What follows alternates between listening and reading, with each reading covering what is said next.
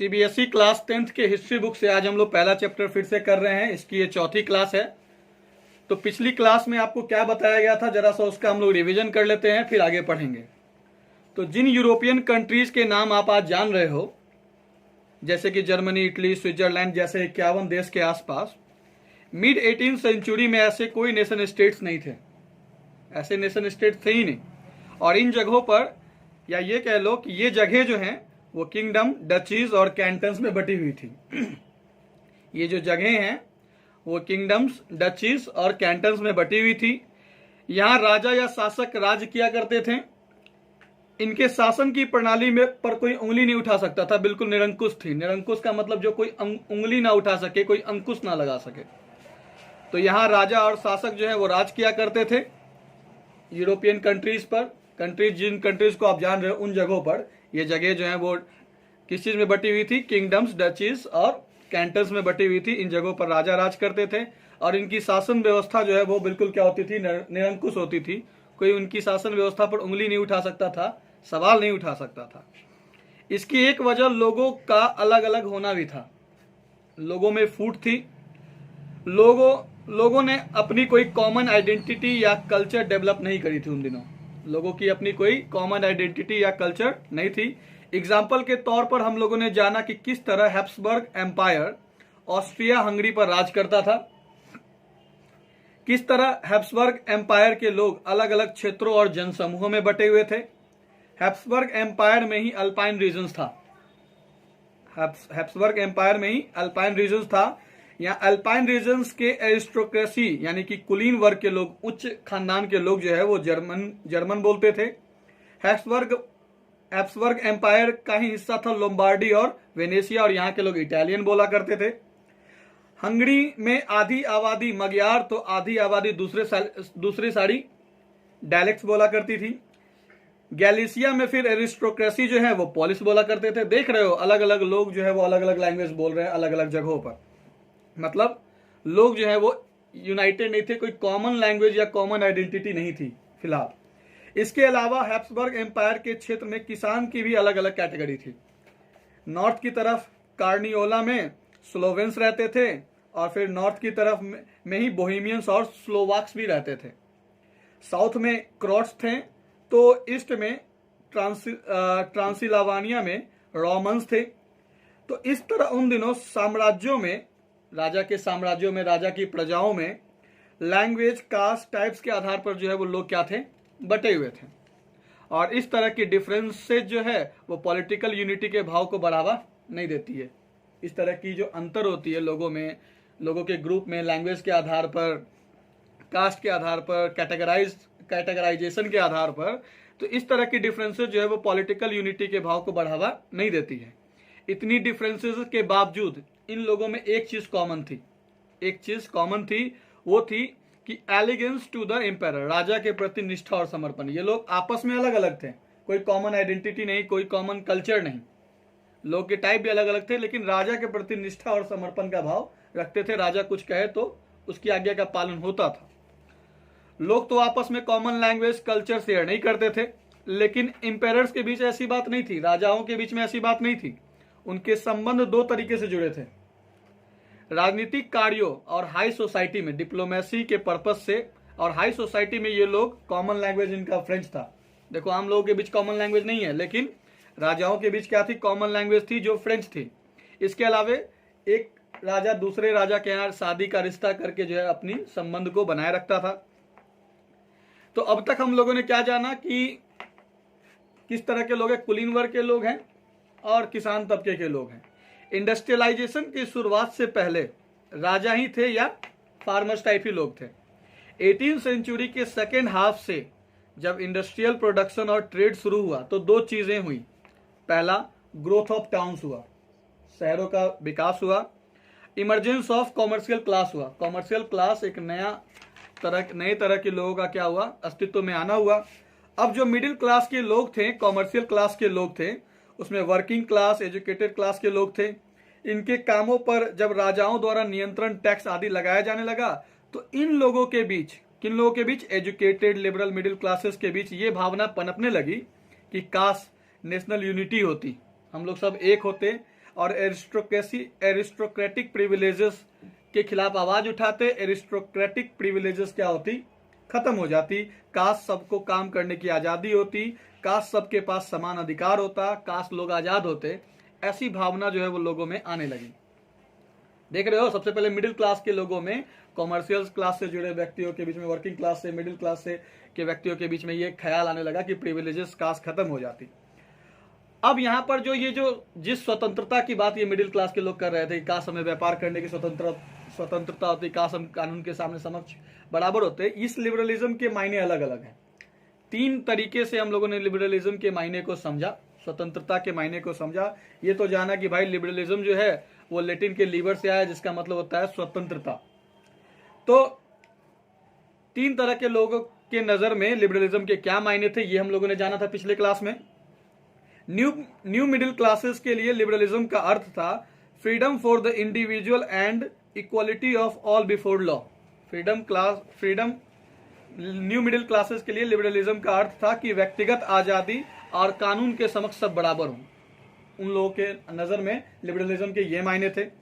Political liberalism का अर्थ था कि concept of government by consent. Political अर्थ में लिबरलिज्म के क्या मायने थे कि सरकार जो सहमति से बने, उसका मतलब क्या था, लिबरलिज्म था। यहां थोड़ा सा फ्रेंच रिवॉल्यूशन समझ ले। फ्रेंच रिवॉल्यूशन आप पहले भी पढ़े हो, लेकिन उसको हम एक बार और फिर से समझ लें कि फ्रेंच रिवॉल्यूशन के बाद लिबरलिज्म तो आया था, पर इस लिबरलिज्म में, इस स्वतंत्रता में कुछ एक्सेप्शन थे। फ्रेंच रिवॉल्यूशन के बाद निरंकुश शासन का अंत हुआ, क्लैरिकल प्रिविलेजेस का अंत हुआ। कुछ दिनों तक राजा को कॉन्स्टिट्यूशन के आधार पर शासन चलाना पड़ा, तो राजा की मृत्यु के बाद जो है वो डेमोक्रेसी आई। लेकिन आपको याद होगा कि कानून के समक्ष सभी बराबर नहीं थे उस समय। नेशनल असेंबली में वोट देने का अधिकार या नेशनल असेंबली के मेंबर बनने की कैटेगराइजेशन तय हुई थी, जो कि मेनली रिच लोग ही इसका लुत्फ उठा सकते थे, वोट देने का और नेशनल असेंबली के मेंबर बनने का।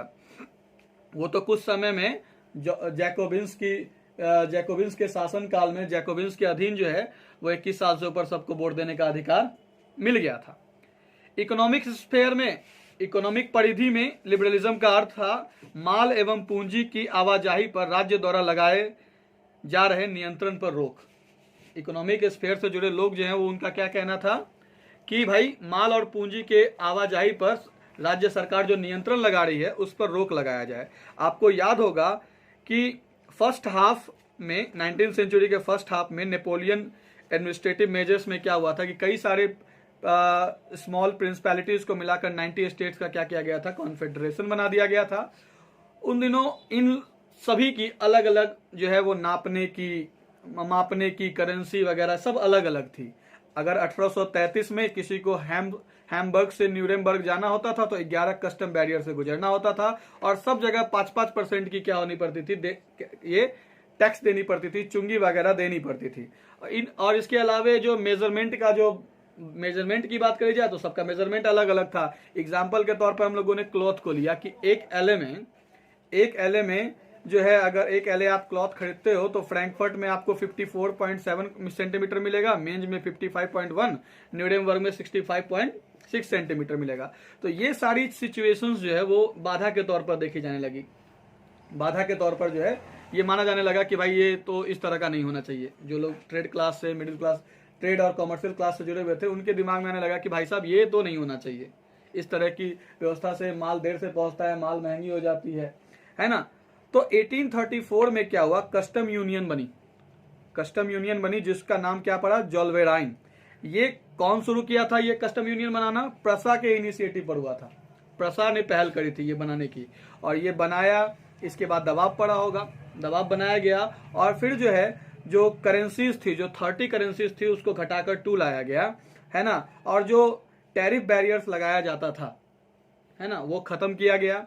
इसके इनिशिएटिव पर, जोल्वेराइन के इनिशिएटिव पर किया जाता था। और इस तरीके से जो है रेलवे का विकास हुआ, और फिर जो है वो धीरे धीरे क्या होने लगा, व्यापार के क्षेत्र में भी लोगों को थोड़ी थोड़ी आजादी मिलने लगी। अब यहाँ पर इतना तक हम लोग पिछले क्लास में पढ़ चुके थे।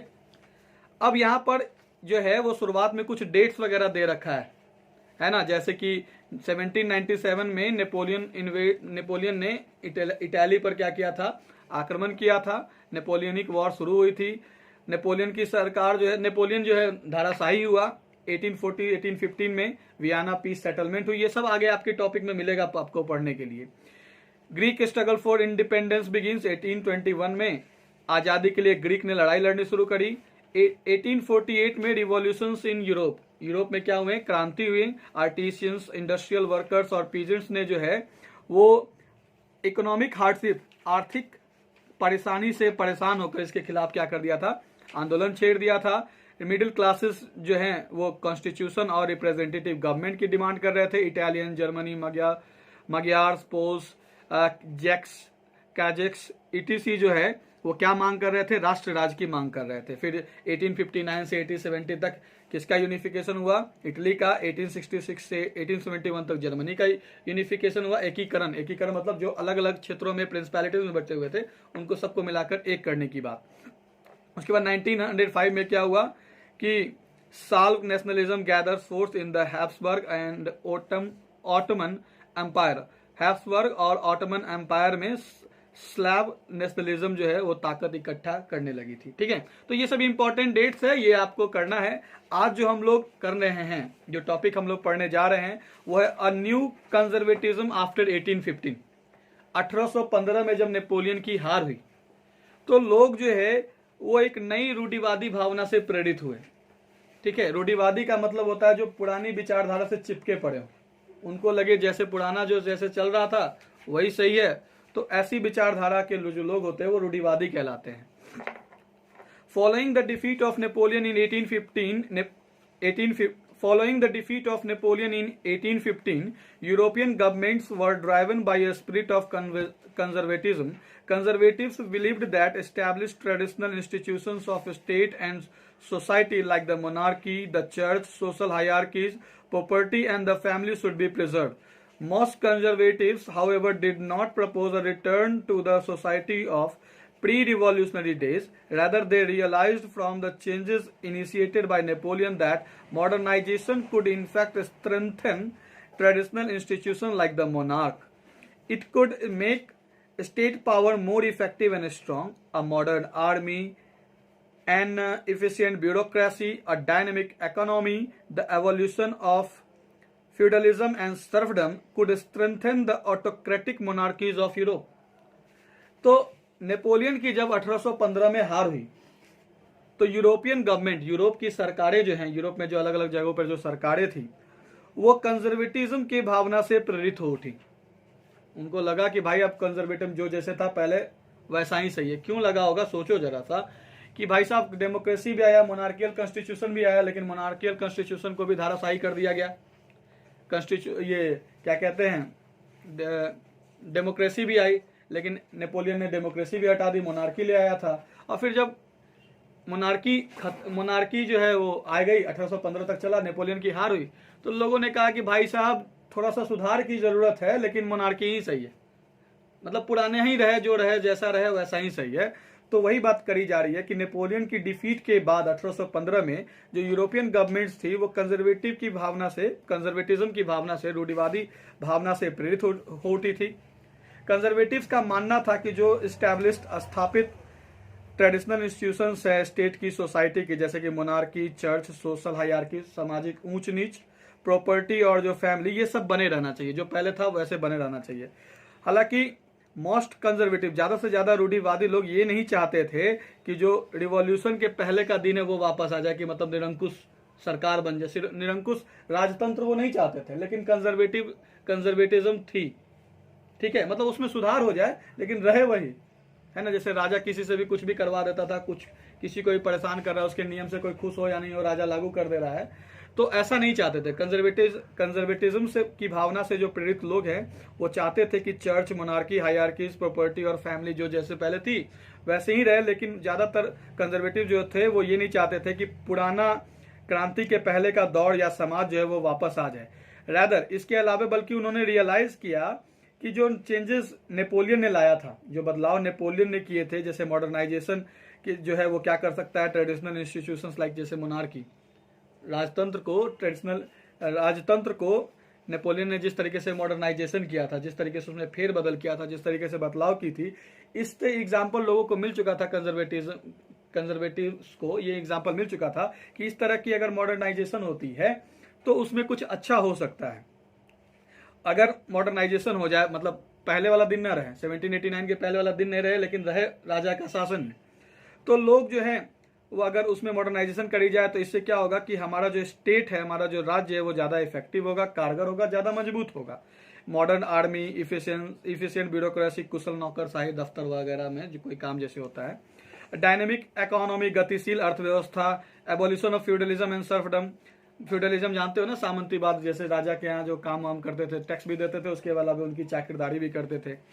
तो ये भूदासत्व, मतलब जमीन पर दास बनाकर खेती करने वाली जो बात है, अगर ये सब खत्म कर दी जाए तो ये इससे क्या होगा, ऑटोक्रेटिक मोनार्की जो है वो सेल्फ गवर्निंग राजतंत्र जो है वो क्या होगा, और ज्यादा क्या होगा, पावरफुल बनेगा, ताकतवर बनेगा यूरोप का। तो मतलब कंजर्वेटिज्म कैसे, कंजर्वेटिज्म क्या थी कि लोग चाहते थे कि मोनार्की आ जाए लेकिन सुधार होकर आए, जैसा सुधार नेपोलियन ने किया था। तो नेपोलियन ने जो सुधार किया था उससे लोग प्रेरित हुए थे। भले नेपोलियन हार गया लेकिन उसी के तर्ज पर सरकार चले, उसी के तर्ज पर जो है वो शासन व्यवस्था चले, ऐसा कंजर्वेटिव्स का मानना था कि रहे पुराना ही लेकिन उसमें थोड़ी सी मॉडर्नाइजेशन हो जाए, है ना, मॉडर्नाइजेशन हो जाए, मॉडर्न आर्मी हो, एफिशिएंट ब्यूरोक्रेसी हो, डायनेमिक इकोनॉमी हो, फ्यूडल और सर्फडम का क्या हो, फ्यूडलिज्म और सर्फडम का क्या हो, अंत हो। अगर ये सारी चीजें होती हैं तो मोनार्की, ऑटोक्रेटिक मोनार्की यानी कि सेल्फ गवर्निंग जो राजतंत्र है वो क्या होगा, यूरोप में और ज्यादा मजबूत होगा। इन 1815 representatives of European powers Britain, Russia, Prussia, and Austria, who had collectively defeated Napoleon, met at Vienna to draw up a settlement for Europe. The Congress was hosted by the Austrian Chancellor Duke Metternich. The delegates drew up the Treaty of Vienna of 1815 with the object of undoing most of the changes that had come about in Europe during the Napoleonic Wars. 1815 में जब Napoleon की हार हो गई थी और जिन European powers ने, जिन European ताकतों ने, जैसे कि ब्रिटेन, रसिया, प्रसा और ऑस्ट्रिया ने, ये सब ने मिलकर नेपोलियन को हराया था। ये सब साथ मिलकर नेपोलियन को हराया इन्होंने, और वियना में क्या हुए, इकट्ठा हुए कि यूरोप का कैसे क्या किया जाए, यूरोप का सेटलमेंट क्या किया जाए, कौन से जमीन पर कौन रहेगा, है ना। इसकी सेटलमेंट के लिए ये लोग कहाँ मिले, वियना में मिले। वियना जो है वो ऑस्ट्रिया की कैपिटल है, आप याद रखना। तो इन लोगों का जो सम्मेलन हुआ, जो कांग्रेस हुआ, इसको होस्ट, इसकी मेजबानी का काम किसने किया, ऑस्ट्रियन चांसलर ड्यूक मेटरनिक ने किया। समझ में आ रहा है, किसने किया, ऑस्ट्रियन चांसलर ड्यूक मेटरनिक ने किया। और फिर डेलीगेट्स आए, सब देश के प्रतिनिधि मंडल आए, है ना। और फिर ट्रीटी ऑफ वियना जो है वो बनी 1815 में, जो है वो वियना की संधि बनी। इसका उद्देश्य ये था, विद द ऑब्जेक्ट, इसका मेन उद्देश्य ये था कि जो भी सारे बदलाव यूरोप में नेपोलियन वॉर्स के दौरान हुए हैं, उन बदलावों को खत्म किया जाए। नेपोलियन ने जो बदलाव किया उसको क्या किया जाए, खत्म किया जाए, उसको बदल दिया जाए। इस उद्देश्य से ये ट्रीटी ऑफ वियना हुई थी। और ये आपको क्वेश्चन में भी आएगा कि ट्रीटी ऑफ वियना की क्या खास बातें थी जो अब हम लोग करने जा रहे हैं, तो उसको आप ध्यान से सुनना। द बर्बन डायनेस्टी, ये अब क्या क्या हो रहा है ट्रीटी ऑफ वियना में, ये आप ध्यान से समझना। The Bourbon dynasty which had been deposed during the French revolution was restored to power and France lost the territories it had annexed under Napoleon.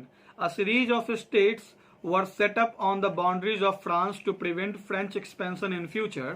Thus, the Kingdom of the Netherlands, which included Belgium, was set up in the north, and Genoa was added to Piedmont in the south. Prussia was given important new territories on its western frontiers, while Austria was given control of northern Italy.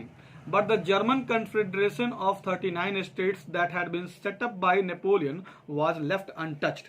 तो Vienna की संधि में, Vienna की treaty में क्या बात हुआ, Vienna के समझौते में क्या हुआ कि जो बर्बन डायनेस्टी थी, ये डायनेस्टी जो है, बर्बन डायनेस्टी 13th सेंचुरी से फ्रांस में राज कर रही थी, लेकिन 1789 के बाद रिवॉल्यूशन हुआ और 1791 के बाद इस तरीके से धीरे धीरे वो क्या हो गया, हटा दिया गया था। कॉन्स्टिट्यूशन आई थी, डेमोक्रेसी आया था।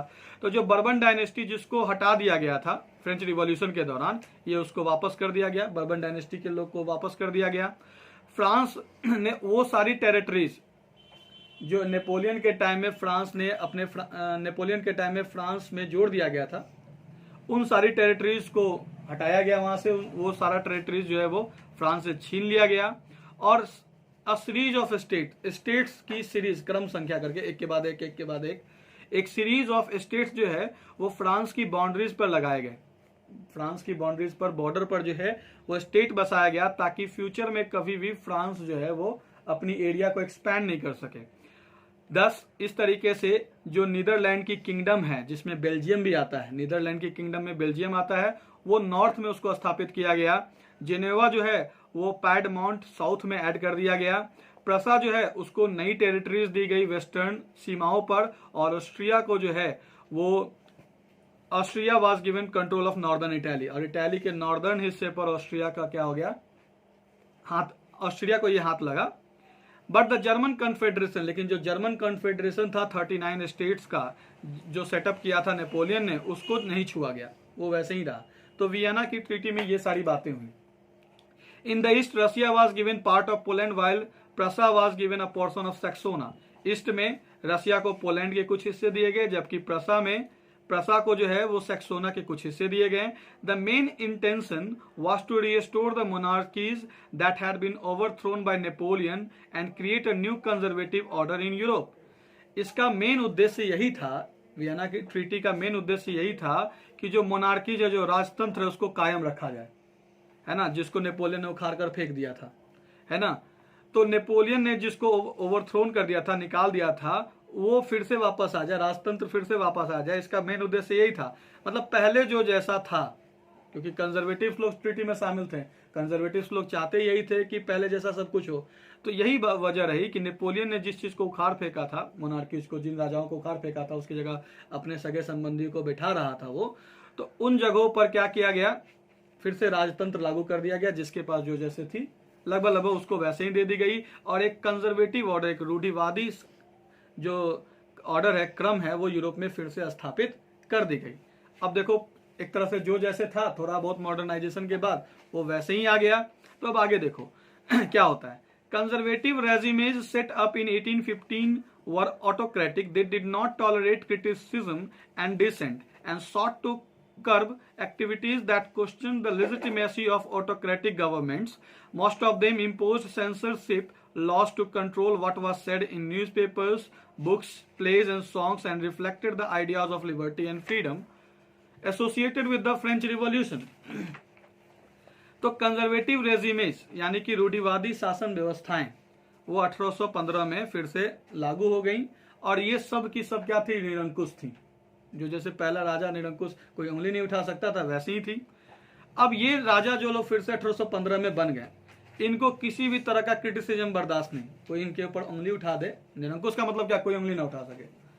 तो क्रिटिसिज्म, आलोचना बर्दाश्त नहीं, किसी अगर कोई असहमति जताता है कि आपके इस काम पे हमको असहमति है, वो बर्दाश्त नहीं। इन्होंने उन सारी गतिविधियों को कुचलना चाहा जो कोई भी ऑटोक्रेटिक गवर्नमेंट के वैधता के खिलाफ सवाल उठाता। जो कोई भी इन पर सवाल उठाता, आलोचना करता, टिप्पणी करता, उनको कुचलना चाहा। ज्यादातर राजाओं ने, ज्यादातर जो सरकारों ने क्या किया, सेंसरशिप बनाया। सेंसरशिप वो होता है जो काट छांट करता है ना। जो न्यूज़पेपर में, बुक्स में, प्लेज में, सॉन्ग्स में जो आज़ादी के विचार और फ्रेंच रिवॉल्यूशन की आज़ादी की विचार से जुड़ा हुआ चीज छापते थे, उनके लिए सेंसरशिप बनाया गया कि आप ऐसी चीजें छाप नहीं सकते हो, है ना। The memory of the French revolution nonetheless continue to inspire liberals, मतलब सब पे नियंत्रण लगा दिया गया, बुक्स पे, है ना, न्यूज़पेपर्स पे, प्लेज पर, नाटकों पर, गाने पर, सब पे जिसमें लिबर्टी की बातें होती, फ्रेंच रिवॉल्यूशन से जुड़ी बातें होती, सब पर नियंत्रण लगा दिया गया।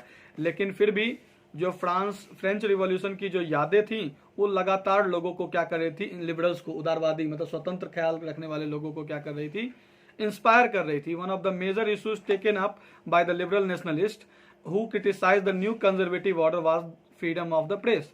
इसमें से जो एक महत्वपूर्ण मुद्दा, मुख्य मुद्दा जो किसने उठाया, लिबरल नेशनलिस्ट ने, मतलब स्वतंत्रता की चाह रखने वाले क्रांतिकारियों ने, ठीक है। तो स्वतंत्रता की चाह रखने वाले जो क्रांतिकारी लोग थे, लिबरल नेशनलिस्ट थे, उन्होंने ये मुद्दा उठाया, जो लोग कंजर्वेटिव ऑर्डर की हमेशा आलोचना करते रहते थे, कि भाई साहब कम से कम प्रेस की भी तो आजादी दीजिए, बात समझ में रहे। तो इस तरीके से निरंकुश सरकार जो फिर से बन गई, जिस पर कोई उंगली नहीं उठा सकता था 1815 में, तो उन्होंने फिर से अपने अनुसार शासन चलाना शुरू कर दिया। एक कैरिकेचर, एक व्यंग टाइप कार्टून बना रखा गया है फिगर 6 में, उसको भी हम लोग समझ ले। The club of thinkers anonymous caricature dating to 1820, century 1820 के आसपास की ये पेंटिंग है ना। इसमें क्लब ऑफ थिंकर्स है, ये विचारकों की क्लब है। एनोनिमस कैरिकेचर है ये, किसी ने बनाया, किसने बनाया कोई बात नहीं, कोई बताया नहीं गया इसमें किसने बनाया ये। इसमें लिखा गया the plaque on the left bears the inscription the most important question of today's meeting, how long will thinking be allowed to us. तो इसमें एक पट्टी लगी हुई है और उस पर इंस्क्रिप्शन, लिखावट में कुछ लिखा है। दीवार वाल पर जो पट्टी लगाई जाती है ना, उस पर कुछ लिखा जाता है, उसको प्लेक कहते हैं। इसमें लिखा हुआ है कि सबसे महत्वपूर्ण सवाल जो है आज की इस मीटिंग का ये है कि हमें कब तक सोचने दिया जाएगा। The board on the right list the rules of the club which include the following. Right side में एक बोर्ड लगी हुई है जिस पर कुछ लिखा हुआ है, जिसकी नीचे मीनिंग दे रखी है, क्या लिखा रखा हुआ है, कंपनी क्लब के क्या रूल हैं वो देखो। पहला रूल है कि silence is the first commandment of this learned society, कि इस लर्नेड सोसाइटी का, इस पढ़े लिखे सोसाइटी का, समाज का जो पहला नियम है वो क्या है, खामोशी। इसमें आइएगा तो आप चुपचाप रहिए, बोलना नहीं है। To avoid the eventuality whereby a member of this club may succumb to the temptation of speech, muzzles will be distributed to members upon entering. ऐसी कोई भी स्थिति से बचने के लिए जिसमें कोई व्यक्ति बोलने के लिए आतुर हो जाए, इच्छुक हो जाए कि उसको बोलना पड़ जाए, ऐसे लोगों के लिए जो है वो मूजल्स जो है वो बांटा जाएगा। आप मुंह पे लगा के आइए। जस्ट लाइक कि आपके सामने खाना रख दिया गया है लेकिन आपके मुंह में, जैसे गाय को लगाते हैं ना, है ना, जो भी कहते हैं उसको, गाय को लगाते हैं ना ताकि वो सामने में खाना रहे तो ज्यादा ना खा ले, वो सही। तो ये क्लब थिंकर्स की थी, लेकिन कोई अपना विचार नहीं प्रकट कर सकता था। जो विचार प्रकट करेगा उसके मुंह पे मूजल्स लगा दिया जाएगा। अब है द रिवॉल्यूशनरीज। तो समझ में आ गया 1815 के बाद क्या हुआ, फिर से निरंकुश शासन आ गई, कई तरह के उसने क्या किया, लगाम लगाने की कोशिश करी। अब देखो, During the years following 1815, the fear of repression drove many liberal nationalists underground. Secret societies sprang up in many European states to train revolutionaries and spread their ideas. To be revolutionary at this time meant a commitment to oppose monarchical forms that had been established after the Vienna Congress and to fight for liberty and freedom. Most of these revolutionaries also saw the creation of nation states as a necessary part of this struggle for freedom. तो बाद के 1815 में फिर से निरंकुश शासन आ गई। तो बाद के सालों में दमन का कुछ चक्र ऐसा चला कि जो लोग भी लिबरल नेशनलिस्ट थे वो अंडरग्राउंड हो गए, गायब हो गए। इतना ज्यादा परेशान करने लगा राजा लोग कि लोग जो है, जो मतलब अब जान से हाथ धो दे, इससे अच्छा है कि साइड धर लो। ठीक है, तो 1815 के बाद का जो साल था, जब दमन का दौर बढ़ गया, दमन का चक्र शुरू हो गया, राजा जो है किसी भी गुनहगार को पकड़ के क्या करता, सजा दे देता। अब देखते हो सेंसरशिप कैसे लगा दिया था, छाप नहीं सकते हो तो बोलने की तो बात दूर की है। तो किस तरह 1815 के बाद के सालों में क्या हुआ कि दमन का दौर कुछ ऐसा चला कि बहुत सारे लिबरल नेशनलिस्ट जो हैं, मतलब स्वतंत्रता का ख्याल रखने वाले जो राष्ट्रवादी लोग हैं, ये लोग अंडरग्राउंड हो गए। सीक्रेट सोसाइटी जो है वो बहुत सारे यूरोपियन स्टेट्स में बनने लगी और रिवॉल्यूशनरीज को ट्रेन करने लगी ताकि उनका विचार फैलाया जा सके। बड़े पैमाने पर अब जरूरत थी कि भाई अब लोग इकट्ठा हो, क्योंकि छोटा मोटा लोग इकट्ठा होता, राजा उस पर दमन चक्र शुरू कर देता। तो 1815 के बाद के वर्षों में दमन चक्र शुरू हुआ और लिबरल नेशनलिस्ट जो थे वो अंडरग्राउंड हो गए। सीक्रेट सोसाइटी जो है वो उभर कर यूरोपियन स्टेट्स में आने लगी सामने। सीक्रेट सोसाइटी मतलब ऐसा सोसाइटी जो सामने में नहीं है किसी के, है ना। और ये लोग जो है इस सोसाइटी के जो लोग हैं वो रिवॉल्यूशनरीज को ट्रेन करते हैं और अपने विचार को फैलाने का काम करते हैं। उस समय रिवॉल्यूशनरी होने का मतलब ये था कि आप ये कमिट करो, आप ये कमिट कर दो, बोल दो कि हमको हाँ हर हाल में हम यही करेंगे। इसमें ये कमिटमेंट चाहिए थी, इसमें ये वादा चाहिए होता था कि आप जो है वो मोनार्कियल फॉर्म्स का क्या करेंगे, विरोध करेंगे। अगर इस रिवॉल्यूशनरी का इस तरह के सोसाइटीज का अगर आपको हिस्सा बनना है तो आपको कमिटमेंट करना होता था कि आप राजतंत्र की व्यवस्था का क्या करेंगे, हमेशा विरोध करेंगे। You will oppose monarchial forms, जो कि वियना की कांग्रेस के बाद, वियना सम्मेलन के बाद जो है वो बन गई थी। इसका आप क्या करेंगे, हमेशा विरोध करेंगे, लिबर्टी के लिए, आजादी के लिए लड़ाई लड़ेंगे। अगर आप ये कमिटमेंट करते हो तभी इस सीक्रेट सोसाइटीज के क्या बन सकते हो, आप इसका मेंबर बन सकते हो। इसमें से बहुत सारे रिवॉल्यूशनरीज ने जो है वो ये देखा कि भाई साहब अब जो है वो नेशन स्टेट बनना बहुत ज़रूरी हो गया है। अगर आज़ादी के लिए लड़ाई लड़नी है तो नेशन स्टेट्स के लिए बनाने की अब जो है वो आवश्यकता आ गई है। अगर इस राजतंत्र से बचना है तो नेशन स्टेट्स बनना ही चाहिए। और इसी नेशन स्टेट्स बनाने की उम्मीद से जो लिबरल नेशनलिस्ट थे, इन्होंने क्या करी, सीक्रेट सोसाइटीज बनानी शुरू करी, रिवॉल्यूशनरीज को ट्रेन करना शुरू किया और उनसे कमिटमेंट देना शुरू किया कि भाई साहब आप कमिट कीजिए कि आप मोनार्कियल फॉर्म, राजतंत्र की व्यवस्था के खिलाफ क्या करेंगे, आवाज उठाएंगे और लिबर्टी और फ्रीडम के लिए क्या करेंगे, लड़ाई लड़ेंगे। One such individual was the Italian revolutionary Giuseppe Mazzini, born in Genova in 1807. He became a member of the secret society of the Carbonari. As a young man of 24, he was sent into exile in 1831 for attempting a revolution in Liguria. ऐसा ही एक individual था, ऐसा ही एक व्यक्ति था जो Italian revolutionary था, Italy से बिलोंग करने वाला क्रांतिकारी था। उसका नाम था जुसेपी मेस्सीनी। मजीनी लिखा है, मेस्सीनी पढ़ना है, कुछ वर्ड का प्रोनाउंसिएशन कुछ अलग होता है। इनका जन्म जो है वो जेनेवा में हुआ था 1807 में। वो एक सीक्रेट सोसाइटी के, कार्बोनारी के सीक्रेट सोसाइटी के क्या बने, मेंबर बने। जब वो 24 साल के थे तो उनको देश से निकाल दिया गया था, क्योंकि 1831 में उन्होंने लिगुरिया में क्रांति की शुरुआत करने की कोशिश करी थी। तो वहां से उनको क्या किया गया था, देश से निकाल दिया गया था। He subsequently founded 2 more underground societies. तो इनको जो देश से निकाला गया था, इसके बाद इनको 2 अंडरग्राउंड सोसाइटीज मिला।